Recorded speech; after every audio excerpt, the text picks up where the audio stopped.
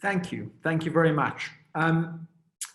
So I'm now delighted to introduce Yon Yadi Garoglu. I've known Yon for many years through my affiliation with the Skoll Awards and through his affiliation with the broader Skoll Group. Yon is the managing partner at Capricorn Investment Group and has been so since 2004. He is an early investor in iconic technology companies like Tesla and SpaceX and Planet. But Capricorn itself was born from a desire to demonstrate that huge investment potential resides in breakthrough commercial solutions to the world's most pressing problems. And I think it is properly described as one of the original impact investors. Yon's accomplishments are too long to list, so I won't.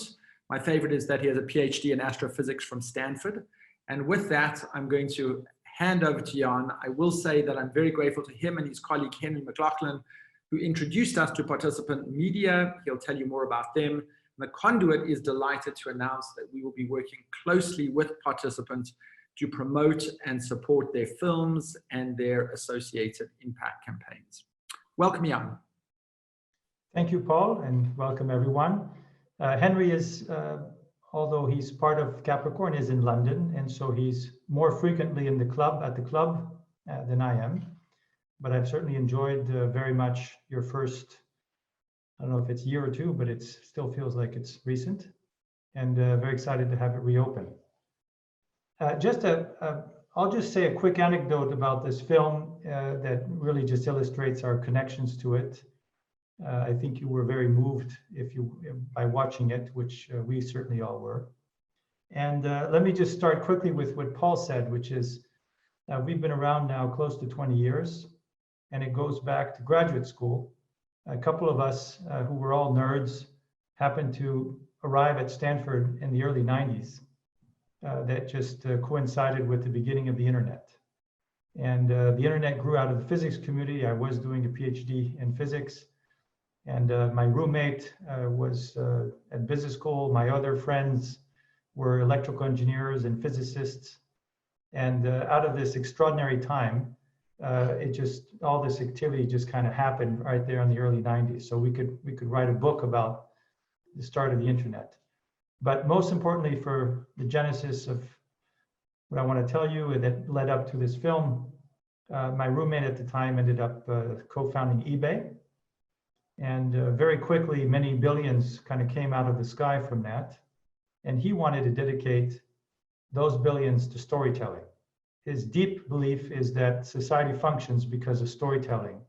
Great stories told in great books and great film. And he was lucky enough to have many billions come out of eBay. And he said, I want to spend those before I get too old on storytelling. And that's what he's been doing for the last 20 years. The primary vehicle is Participant Media, which is the executive producer of the film that you have recently seen. And so I shook his hand almost 20 years ago and said, what are you going to do with the money in the meantime? And we set up a friendly competition. I said, give us the money and we'll do crazy things with it. And we'll make more money than you're entitled to in London or New York. If you talk to the financial wizards instead, we'll have a lot of fun. And most notably, because we're making a lot of money, you'll have more to give away. And we're going to make it in companies where when they're successful, it's something really positive for the world, otherwise called impact investing. So we've been pursuing that plan with that original few $1 billion, $5 billion balance sheet for the last almost 20 years. And Paul has already mentioned some of our first investments, earliest investments, which were in Tesla and investment number 7 in SpaceX. Of course, those have both been extraordinary. But let's turn quickly to the film. So I have nothing to do with it other than I've been a fellow traveler with Jeff Skoll and the Participant team for 20 years. And so we're all friends and all help each other and all look out for each other. And the way Don tells it, the CEO of Participant, that one of the most extraordinary things about the job that they have at Participant is that these extraordinary filmmakers show up and they seem to have this uncanny ability to predict what is relevant a few years ahead of time. And so Dawn Porter, together with her producers, of which Erica we have on today in the discussion, and the others involved, I don't know how exactly when this was, maybe 2 years ago, came to participate and said it's time to make a documentary about John Lewis. And I'll remind you, this is well before the extraordinary events of Black Lives Matter. It's well before the voter suppression started to become a major theme again in America, where there's real serious questions about what is going to happen over the next 90 days and all that. And of course, it is well before the passing of John Lewis, which is only a week old by now. His sad departure. So voila, that's the magic that filmmakers seem to possess, right? This ability to, well ahead of time, just work for years on project that when it's ready just happens to be extraordinarily relevant. I'm very grateful that it existed and that I get a chance to see the movie before John Lewis's funeral. And I think it gave me a just completely different level of appreciation for his life and the continued relevance of his work. You probably saw it just after, or maybe just at the same time, but either way, I'm sure it has very much enriched your knowledge, and that you also enjoyed it. And that's the magic the participant does, is create entertainment which is enlightening, inspiring, and can really make a difference. So without further ado, thank you for joining. Thank you for being members of the Conduit. Our common work is very much focused on climate, but there's all of this is all interconnected. And so voila. Thank you. Thank you so much, Jan. And now I'm going to kick off and introduce our remarkable panel. We have Erica Alexander, who is a producer of the film. Erica wears many additional hats. She's an actress, an entrepreneur, a creator, a producer, a trailblazing activist, a co-founder of Color Farm Media, a board member for Vote, Run, Lead, and One Fair Wage. She is on a mission to bring greater equity, inclusion, and diverse representation to both media and electoral politics. Laura Mosedale is a native New Yorker who has lived in London since 1998. She votes from abroad in Minnesota. And she does many things, but most relevant to today, she currently works with a UK-based team promoting and directing overseas citizens to the votefromabroad.org website to request their absentee ballots via virtual voter registration drives, social media messaging, and relational organizing voter champion toolkits. And we'll hear more about that. And Sam Levine is now the voting rights correspondent for The Guardian, formerly from the Huffington Post. One of the many reasons why I love The Guardian and support The Guardian is because it has a voting rights correspondent. So I'm going to start with the person most proximate to the film, who is Erica. And Erica, firstly, congratulations. Secondly, crystal ball stuff in terms of, as Jan was saying, the timeliness and relevance of this film to today's issues. But I want to start with asking you a question, not so much about the issues, but about the subject, John Lewis himself. What made this person so exceptional? Why did he rise up? And why did he achieve the sort of prominence that he did in your estimation? Thank you, Paul, and thank you for asking me to be here. It's a pleasure. I appreciate the moment of silence for John Lewis. Thank you. Why John Lewis? Why did he rise? Why did he do what he did? I think that's something that has to do with his energy and the purpose of his reason on earth. And I believe a little bit in that. A preacher's daughter, I'm not particularly religious, but I do believe in purpose and people fulfilling those things. He was 17 years old when he wrote to Martin Luther King to ask to join a class action suit because he was being discriminated against and could not get into his university of choice. And although he chose not to join the suit because he thought his parents, who were sharecroppers in Alabama, would be retaliated on, he ended up joining a movement that was in its beginning stages, but was well on its way because of Rosa Parks, people like Martin Luther King, and those people who he joined with, the Freedom Riders. I also think that John Lewis knew he was made for that moment. He was a very curious young man who was into education, and he was rebellious. Even when he was supposed to be picking cotton, other people's cotton, for his parents, he would run off and catch the bus to go to school. And that type of nature, that type of energy created the perfect person to be standing in front of people who would hate him and want to deliver huge damage to his body. And he say no, that he thought it wasn't right. But he also thought that racism, he hated racism. He hated discrimination. He did not want to live in that world. So I call him an urgent care doctor, that he correctly diagnosed what was in front of him. And he knew that a different type of action was required. And I also believe that as a man in his moment comes to a problem, the problem comes to him. And so he forced the issue. He and his other friends that went to Nashville to desegregate those lunch counters, they all put their bodies as collateral on the line. And thank God they did. Otherwise, I wouldn't be sitting here having this conversation. And we would all be in a different type of situation because that all affected everyone. And I think that everyone's issues are tied into the marginalized and the most oppressed in the world. So I'm glad he did. And I saw the other day, because people have been talking about him, Jesse Jackson made a comment about him. He said, you know, John Lewis, he said, Rosa Parks said, John Lewis did the heavy lifting. And he explained what that meant.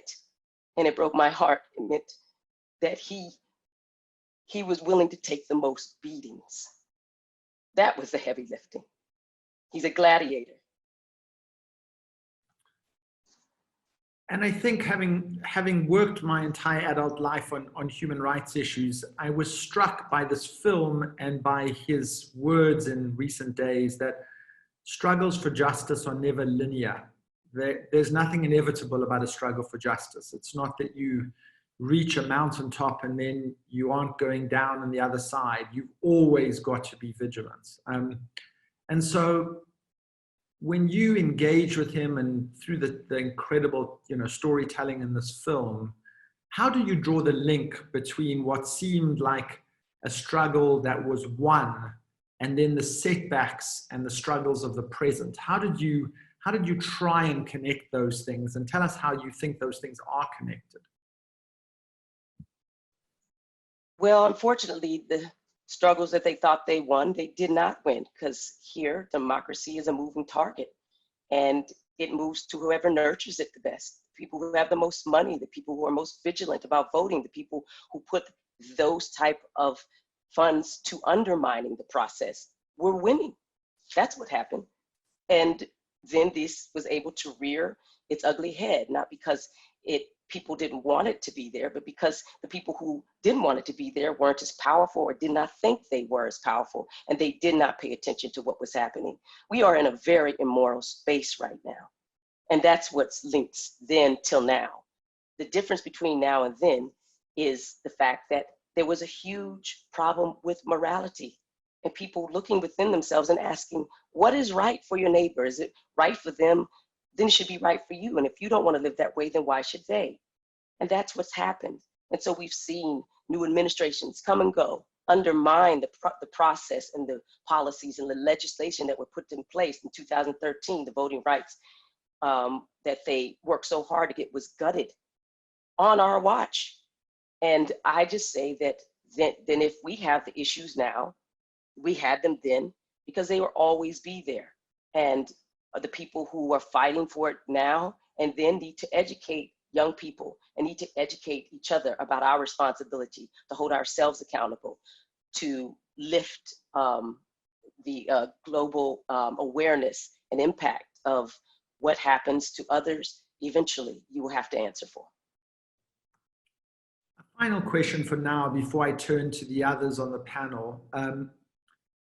From a filmmaker's perspective, you obviously produced this film, but just from the perspective of the art, can you tell us a little bit about what was the hardest part of this film? Films always give you challenges. They're like raising a child. There's a moment in which it presents a difficulty that you have to wrestle with. What was the hardest part of making this film? I think the hardest part of making this film, and Dawn might disagree, but I think she would agree with me, is that we were profiling a good man. A lot of people think good people are boring. That's amazing to me, because I think that's the highest compliment you could give somebody. When you go looking for dirt, you can always find things that disappoint people, or things that think people who made mistakes and they move on. And he had his scars. People can see that in his race with Julian Bond and the friendship that they had, and that was on the line there. But he is essentially a good man. And I think that's hard, especially in a world that wants to compete with every scandal and large, salacious input. But I thought the thing that made him so great and so controversial is that he challenged people to be good for goodness sake. And that is fascinating. And that's why we're talking about him now, because we are looking for moral leaders in a time of great immorality to tell us and give us their blueprint of how to get through this. And he is one of them. And because of that, he is a lion, and he is a gladiator in the movement. And I'm glad that participant took that point and wanted to tell his story. We didn't know then how much we would need it now, but that's what participant is all about. That's what Dawn Porter's about. Certainly lifting stories out of the darkness into the light, and you hope it meets its moment as well. Give me boring and good any day of the week, given the current occupant of the White House. I'll take boring and good any day of the week. Absolutely, Paul, I'm with you. Sam, I want to ask you to give us a little bit of an audit on the state of voting rights in the US today. I think what we've learned certainly is that voting can be suppressed in ways that are far more subtle, harder to discern, difficult to rally against than simply saying you can't vote based on your gender or the color of your skin. And so let's kick off just by, in the US as of today, give us your audits of where the right to vote stands. Yeah, and thanks so much for having me. I think Erica said it really well. The United States is an extremely dangerous place when it comes to the right to vote. In 2013, we had a major decision from the Supreme Court that gutted the provision at the heart of the Voting Rights Act.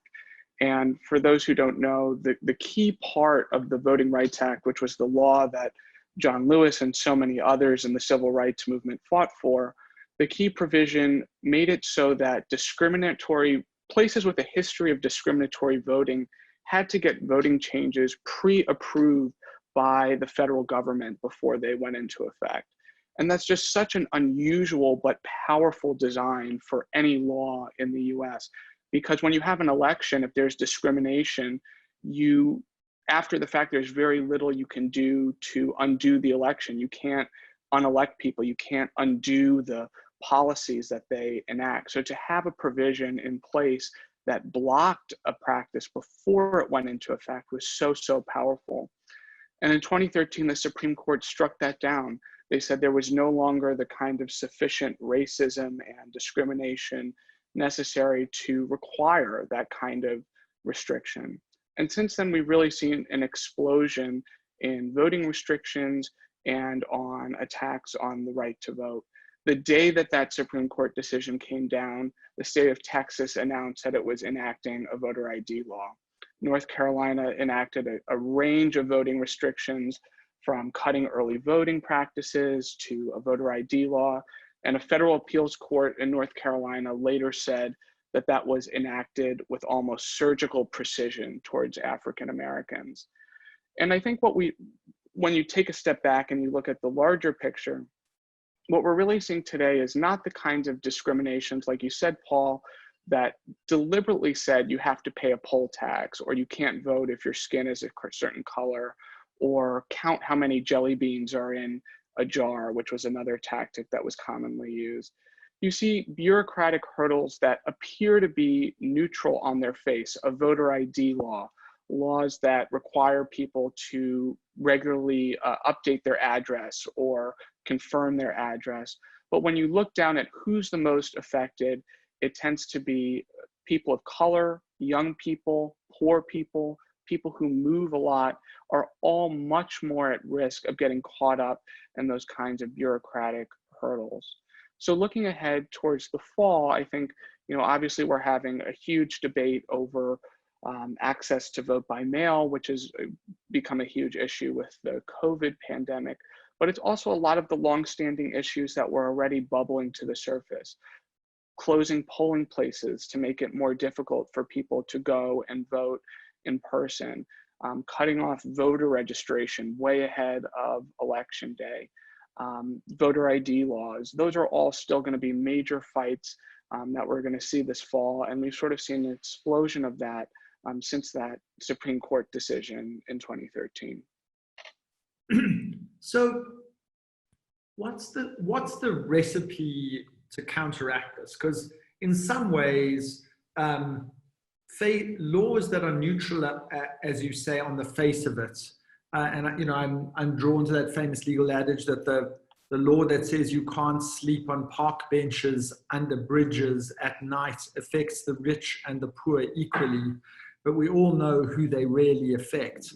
And I think if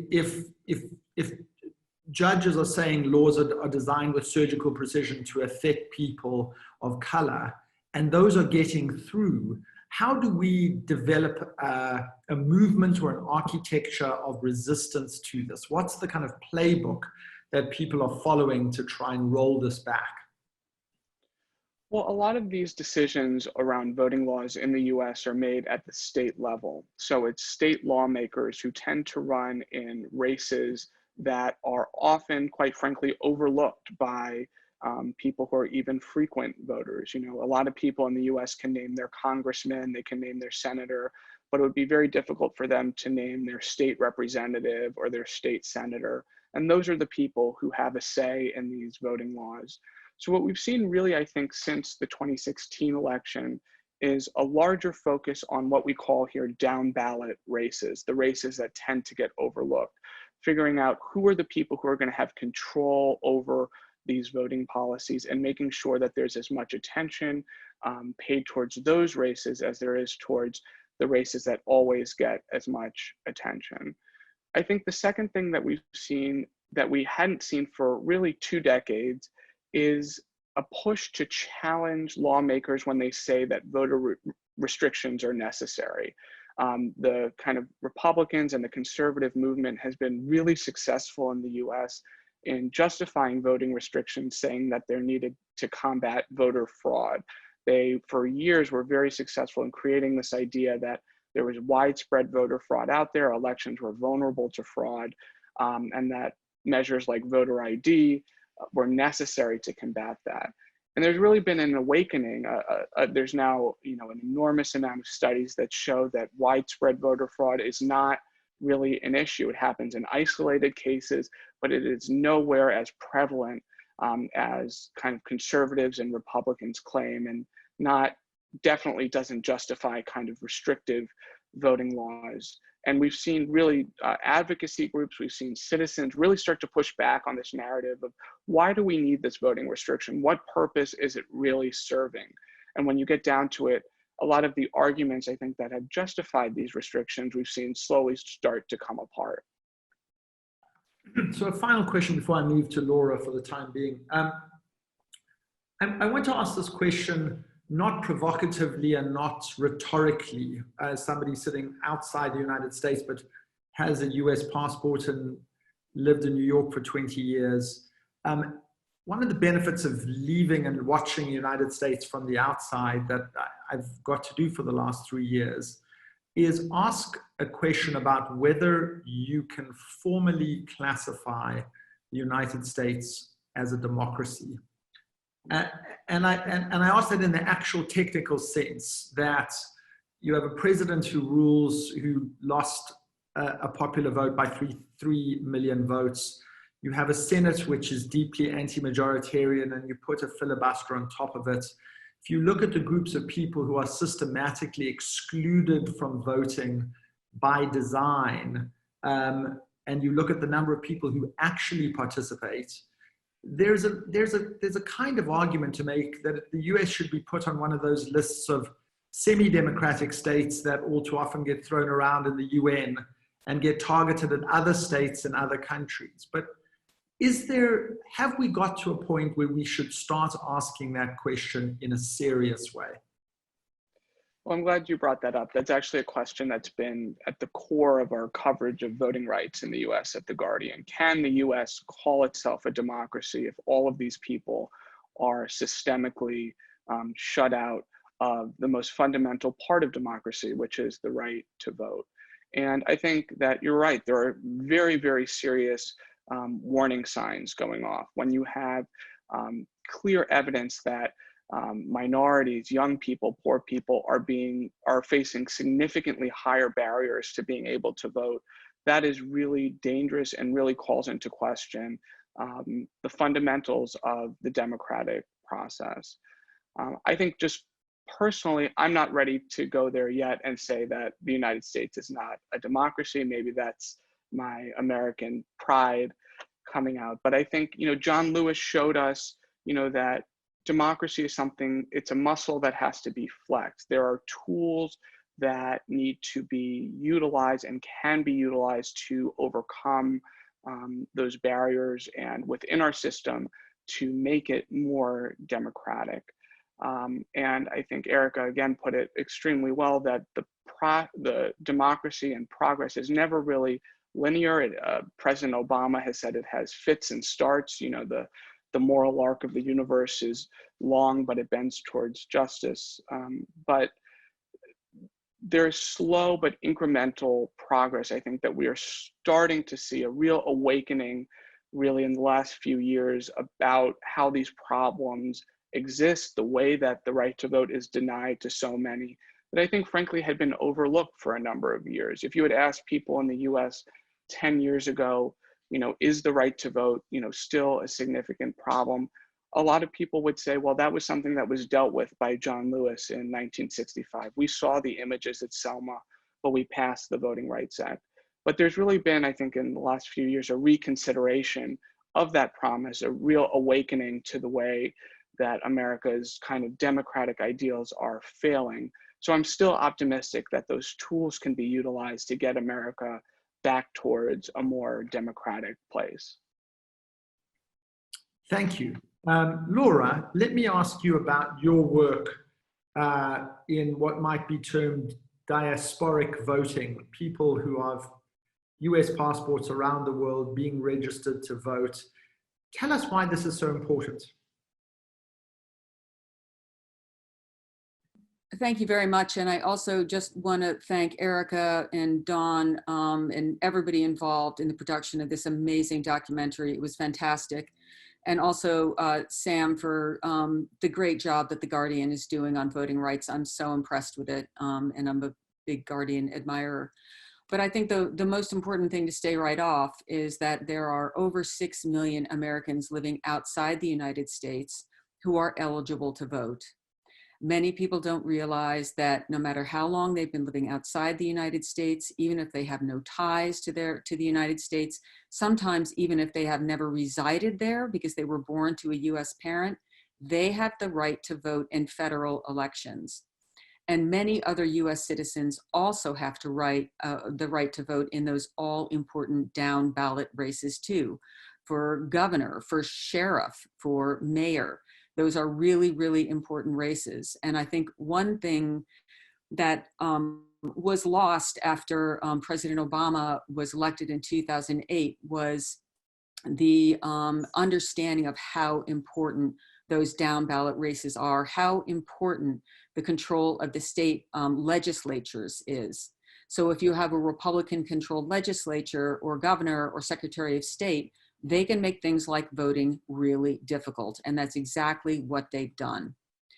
However, the good news about overseas voters is we know our votes are always counted. and we know they have an impact. We know that in 2018, there were at least 3 House races that were where overseas ballots were the margin of victory, and in California, New Jersey, and Utah. And we also know that overseas ballots were the reason why Florida, the Democrats won this one statewide race for Nikki Fried, the Secretary of Agriculture.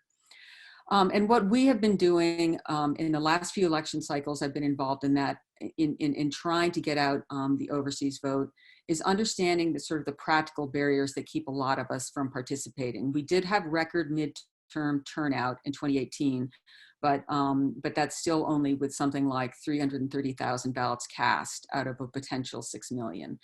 That was a midterm year, so turnout is never quite as high, but we really hope to break that wide open. And if there's one thing that I'd ask everybody, whether you're a US citizen or not, to do today, is to start following some of our nonpartisan social media platforms, just by looking up Vote From Abroad on Facebook and Instagram, and our Twitter handle is VFA Global, and sharing these posts, because they are informational, they are nonpartisan, but they do things like address some of the myths that surround overseas voting and let people know very practical things about state deadlines. These are the kind of posts you can share with anybody, with your alumni association, with your workplace, because they are nonpartisan and they are just informational. And the more information we can get out right now, virtually, since we can't do the kind of drives we normally do every election year, the better. So again, it's Vote From Abroad on Facebook and Instagram, and VFA Global on Twitter. So I hope everybody after this call, US citizen or not, reach out to other Americans you know. We also have developed a voting champion toolkit, and we can share the link to that, which is modeled after Michelle Obama's When We All Vote program. And it's all about the power of relationships when it comes to making sure that people vote. And Paul, I'm going to put you on the spot here and just say you are a US citizen. Is that correct? Yes. Okay. And have you requested your absentee ballot this year? I have not. Ah, But I intend to. yeah. Okay. I've never missed an election, so I won't. Yeah. Well, the easiest way, go to votefromabroad.org. Just follow the steps. In New York, you can submit your ballot request by email. You must also postal mail it, and you need to follow up with your election official that they got your form.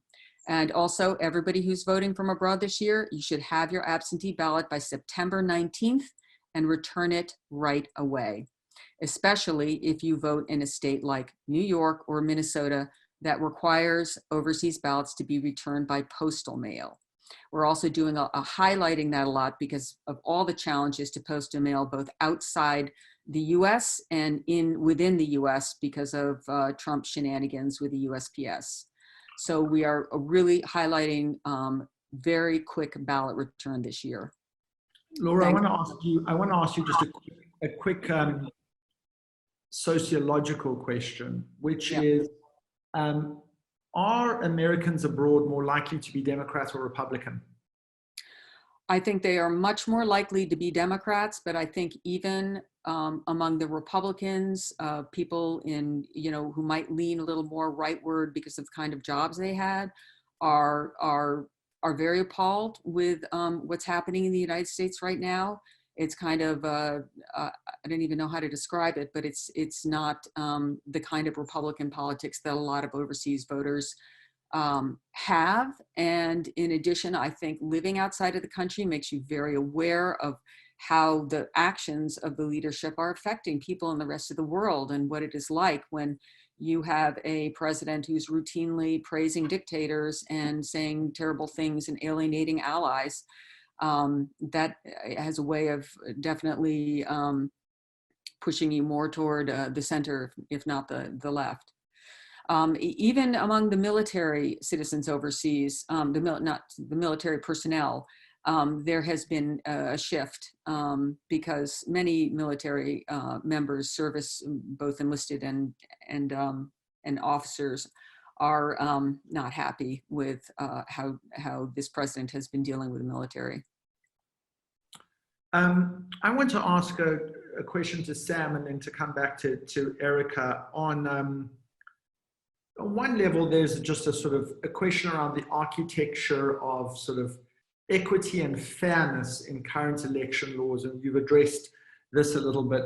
The other is what seems to be, at least particularly with this president, a willful and self-interested unwillingness to look at outside interference in elections, both by foreign powers, but also through tech platforms. And so I want to ask those two different questions. One, do you think our laws around outside interference are fit for purpose?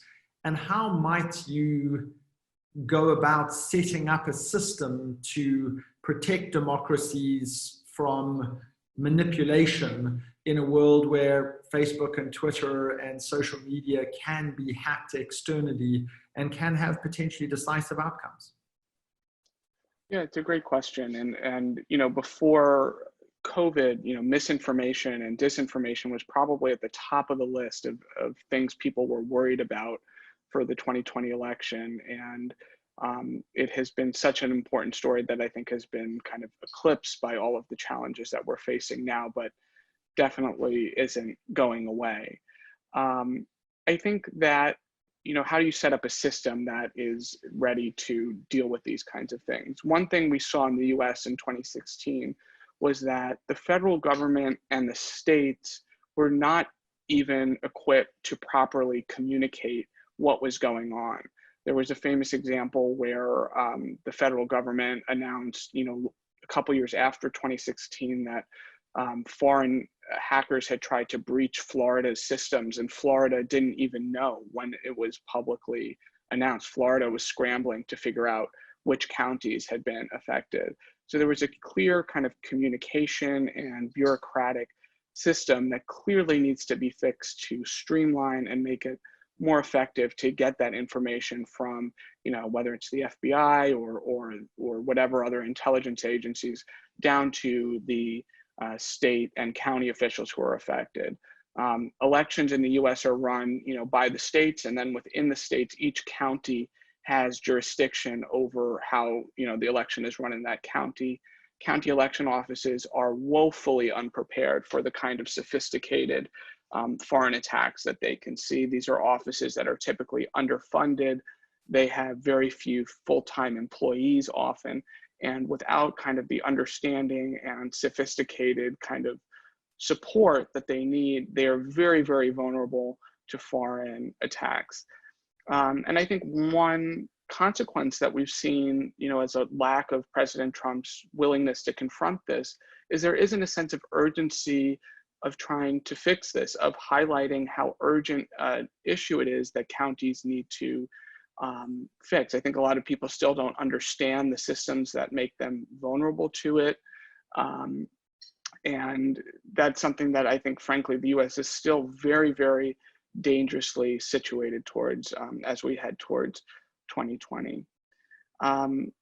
As opposed, the second part of your question, what can the US do to kind of handle this better? I think that's something that we're still really reckoning with. We've seen the platforms, Facebook and Twitter, have taken slightly different approaches. Twitter recently has kind of stepped up and said that they're going to really police misinformation a little more aggressively. Facebook has said that they're going to, you know, be very hands-on when it comes to voting, but still pretty hands-off when it comes to misinformation. I think that there really needs to be a consensus around misinformation, that this isn't a political issue, that this is something that, you know, should be extremely worrisome if you're a Democrat or a Republican, and really saying that this is something that is really in the best interest of our kind of national security, the national interest. And instead of really framing it in partisan terms, I think as it's been framed the last 4 years, to try and come at it through that framework. But that's another area where, frankly, I think we haven't made much progress since the 2016 election. Eric, I want to return to you and ask you a question about what happens in communities that have been consciously targeted for voter suppression. And let me ask you by way of analogy, in East Timor in 1998, the Indonesians essentially said, if you vote for independence, we will burn the country to the ground. And the Timorese came out in record numbers and voted for independence. In South Africa in 1994, people stood in the hot sun for 12 hours, snaking through villages, saying, I am going to vote if it kills me. So give me your sense from the work that you've done in so many different ways. Do you think this moment, with coronavirus thrown in on top of it, which causes fear and it targets different communities in disparate ways, do you think that we're going to see a kind of uprising of activism at this moment, or do you think there's going, the kind of combination of fear and suppression might just work? Yes, it's a good question, and I'd like to answer it at least optimistically, that you're going to see a tsunami. That's what you're going to see. And there's people out there who are not playing. It's not a game. There's corporate leaders who are taking action. They know what's at stake. And I also think when you ask the question, what happens to communities that have this voter suppression issues and that have been targeted, what happens is George Floyd happens. George Floyd happens. Ahmaud Arbery happens. Black Lives Matters happens, you know, because of Michael Brown and Trayvon Martin and all these places that were stand your ground laws, and all these things that people were voting for and not voting for because they were gerrymandered or could not affect or felt like they couldn't because they were depressed or oppressed even by the information coming to them. What's going to happen is that people who see this and now see it plainly, obviously it was always there, hidden in plain sight. Often we don't look in those areas, but now that everyone's looking and the people who have been looking have turned out to be not only right, but demonstrably right. All I see is activism. All I see are people just being focused, and they're being quietly determined about it. And they're not talking about it, they're being about it. They're in it to win it, and I believe it's going to be astounding. Laura, you wanted to come in. Yes, thank you very much for that, Erica. And I could just say from an overseas voter perspective, I'm getting emails and contacts from people every day who've said, I've never voted from abroad before. I haven't voted in 20 years. I've really got to do something now. So I think we are going to see kind of what we saw in 2018 and hopefully even more so with quite a wave. Sam? I just wanted to add that we're already seeing signs of that tsunami coming. There's been very high turnout during the primary elections. We've seen issues where people have had to wait hours in line to vote in states like Texas and Georgia and Wisconsin. And they've stayed in line. You know, people are waiting 7-8 hours in line. Now, no one should have to wait 7 or 8 hours in line to vote, but the fact that people are doing that, I think, is a signal of how strongly they feel that they need to have their voice heard this fall. So let me ask a question. I want to come back to Erica, and I'm going to ask another question around the election day and what we're likely to see happen. But I want to stick with this question for a moment around, I mean, from your lips to God's ears, we see a tsunami because it's very important. But there's another question around John Lewis and his quiet, dignified fortitude, his commitment to nonviolence. And you've seen in recent weeks in Portland, federal agents arriving, and the moment that federal agents arrive, violence occurs, and are sent into places like Portland when you have large white militias with semi-automatic weapons entering the state house in Michigan, and no federal agent, comes anywhere near it. So this sort of disproportionate application of violence, but the real potential of there being violence in this election. And it's another, it's the common scold with elections around the world as people look at these semi-democracies in developing countries and wag their fingers and say, tut, tut, tut, let's not let there be violence in this election. But the deployment of violence in the run-up to this election by the state, how real a risk is that, and might that influence the outcome? Sure. It is a risk because this generation is not John Lewis, and they are not down for being attacked and perhaps just holding themselves in a state in the philosophy of nonviolence, which they were taught, those students. They were taught that by Reverend James Lawson, who brought it from Gandhi, who had seen it in Ghana, in their revolution. And I think that people would be surprised how many people are armed and locked and loaded. I've seen pictures of Black women in suburban neighborhoods with AK-47s and several rounds on the ground. I don't say this because I think that this is good. I'm saying that this is what's out there. That if you see someone in a group of people continually be attacked, that after a while they say, I don't know if Martin Luther King's message is working, because they're looking at Martin Luther King now saying he was killed by violence. Malcolm X was killed by violence. Emmett Till was killed by violence. If that works so well, why are all those people dead? Why did the second Reconstruction stop in America? And if this is truly the third Reconstruction, do we need to be in arms? Because if we're looking at the Revolutionary War and the Civil War and all these wars that white men started, they were able to not only lift their guns and lift their voices, but also defend themselves against oppression. What if it's against you in your own country? That's what we should be asking. We don't want this to happen. And I don't think Black people want this to happen, or brown people or poor people want this to happen.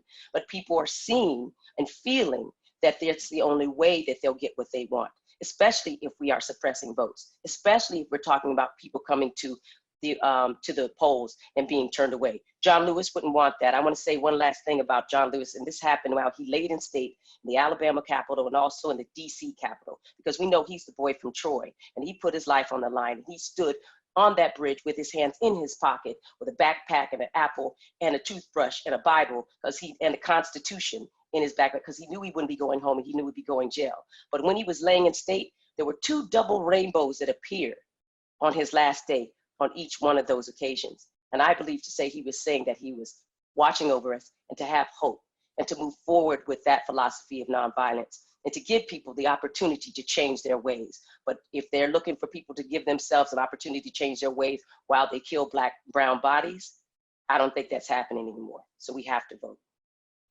So then let me come back to ask Sam a question around the legitimacy of elections, because what causes people to continue to follow the path of peaceful protest, as John Lewis instructed us all to do so, is a sense that when you do and you play by the rules time and time and time again, the outcomes will be legitimate. And so I want to ask a question around what's going to happen on election night. Is there, in your estimation, a possibility, because of just the huge wave of mail-in ballots and the contestation that will inevitably follow in closely fought states, the prospect that you will have the election not called on election night, but called many days or weeks afterwards? This is something that I'm very, very worried about. The U.S. is unlikely, for the first time since Bush versus Gore, but it will be virtually unprecedented. We are unlikely to know the winner of the presidential election on election night. There'll be mail-in ballots coming in after election day. States will likely be unable to count all of the mail-in ballots that are arriving for at least a couple of days. And President Trump has already started to lay the groundwork for contesting the results of the election. He said that mail-in balloting will lead to fraud. There's no evidence of that. The election is going to be stolen. It's rigged.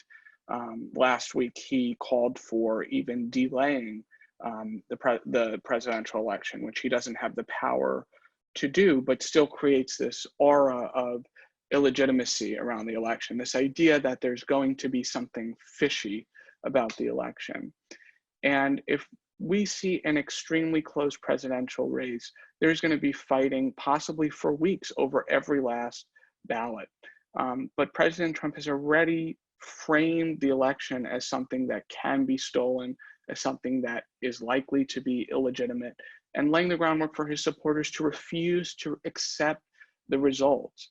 And that's really dangerous. You know, the foundation of any democracy is, you know, the willing acceptance of an election, the willing acceptance of turning over the power to govern to our leaders.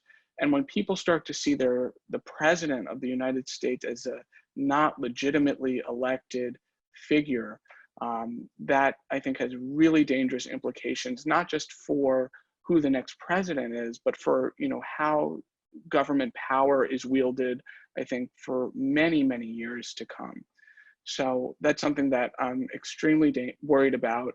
We're unlikely to know the winner of the presidential election on election night. And there's concern that Trump will use that period of uncertainty to claim that he won, when it's in fact unclear who won, to claim that something is amiss or being stolen from him, when states are just taking time to count the ballots. And the US is unprepared for what to do in that scenario, because we've never had that kind of weight to determine the winner of a presidential election. I mean, democracy is really about a combination of three things. It's about laws, it's about norms, and it's about institutions. If you think about the fact that the laws are imperfect, then you have to fall back on norms and institutions. The institutions that will defend democracy will be the Supreme Court, potentially the military, and the Congress as we know it. And the media will be a very important institution to defend democracy.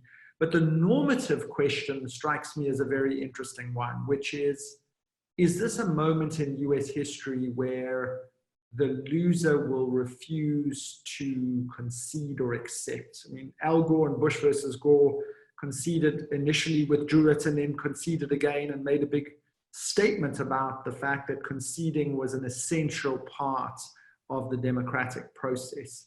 But if you corrode the norm of conceding when you lose, you do enduring damage. And Laura, I wonder whether you think that that's a real risk.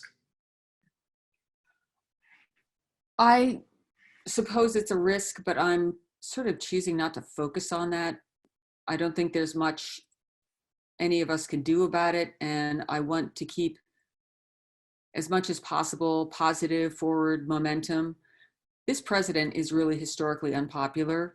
We knew if there were elections tomorrow that were truly free and fair, he would lose. And we just have to focus on overwhelming turnout. Suppression is definitely a problem, but many, many people did not vote in 2016 who are going to vote in 2020. And if we come out in our true numbers, our real numbers, we're going to see a very different form of government. That's my hope. Eric, I think it's fitting that we give you the last word. And I want to ask a question that a really wonderful Conduit member, founding member at that, Stephen Bediako, has put to us, where he said around the role of tech and social media in all of this milieu. And I guess what he's asking us is it a sort of chicken and egg question? To what extent have these platforms, are they a product of where we've got to, or a major contributor to the erosion of democracy? From where you sit, how do you answer that?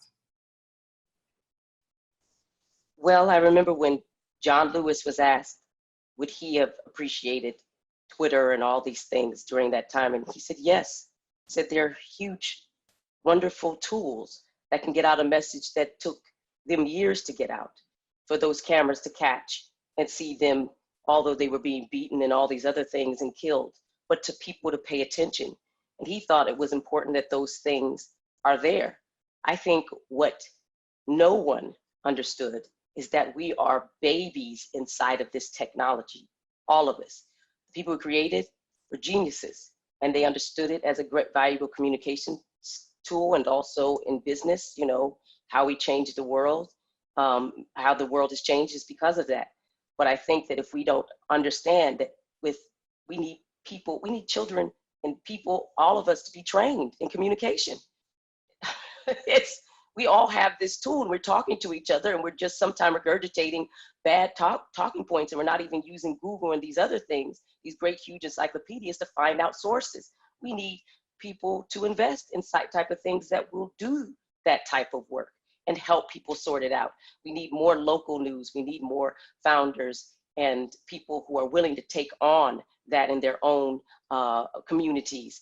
And I was Hillary Clinton's most traveled surrogate for 10 years. I went everywhere she sent me.